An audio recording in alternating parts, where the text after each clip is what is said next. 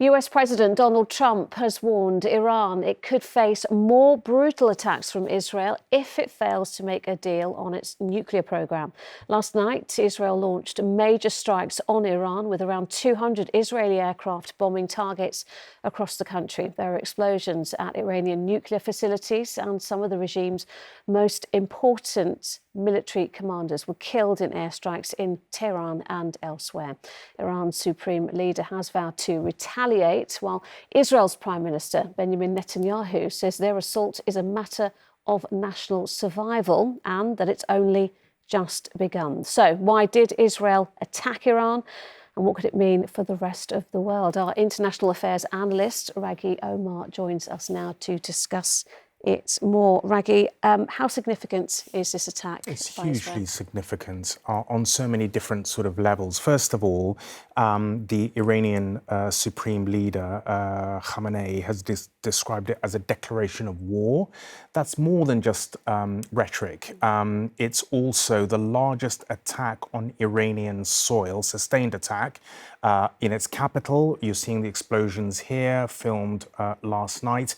Since the Iran-Iraq war 30 years ago, no one has seen these kind of images living inside Iran for that period of time. So it's hugely important. The significance goes beyond what was hit in terms of facilities, not just the buildings, but also the leadership of Iran's military infrastructure.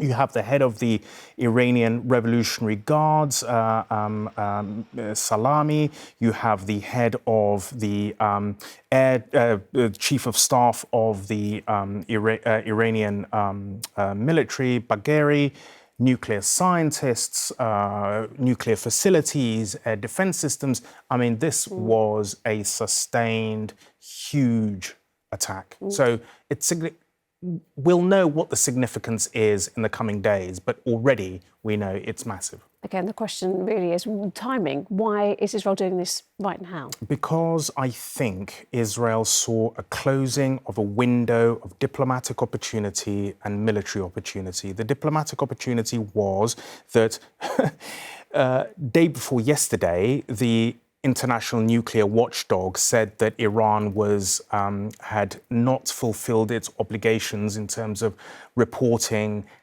its nuclear program. And that was the first time they'd said that for 20 years. Yeah. Then Donald Trump, the president of the United States, said, we need to make a deal. We can't, allow Iran to go towards enrichment.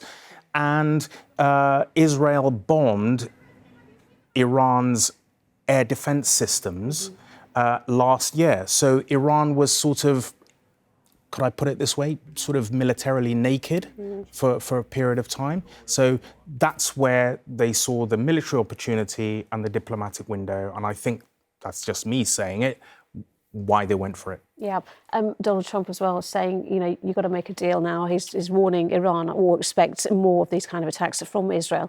What could escalation, if it does escalate, what could it look like? Well, the thing is, it depends who you're talking to, because for the United States, they'd like to use this as leverage to force Iran into some kind of deal. I don't think that's the thinking in Tel Aviv or Jerusalem. I think that Israel sees an opportunity to really destroy Iran's nuclear facilities and threat to Israel once and for all. Iran has always had the ability to strike back at Israel or its regional allies because it had powerful allies in Hezbollah, in Hamas, in Islamic Jihad. All of those have been dismantled strategically by Israel in the last year and a half. So I think Israel and Washington want different things. I think Washington wants this to be a leverage to force Iran into a deal. I wonder whether Israel will just think this is a once-in-a-generation opportunity. That's interesting. We talked about how significant this series of attacks are and the importance of them, but, potential ramifications, not just the region, but beyond as well. I think the really interesting thing about this, when you step back, is that in terms of the first question we discussed, is how significant in this. This is a sort of a crossing of a Rubicon, because never before October the 7th and the sort of attack in Israel by Hamas would Israel have ever countenanced something like this. I think that this is, in some ways, how did they know where in real time the head of the Revolutionary Guards was? I mean, that will send a very significant psychological message to Tehran. I mean, we know all your leaders, where they are, what buildings they're staying in, and we can strike them. I don't know what you do with that afterwards, but that would be perhaps the one thing where Israel, I think, might step back. But it just depends how this is interpreted in Tehran. That's the real thing, isn't it? Yeah, and we just don't know. We don't know What that's going to be yet. All right, Rageh, for now, thank you.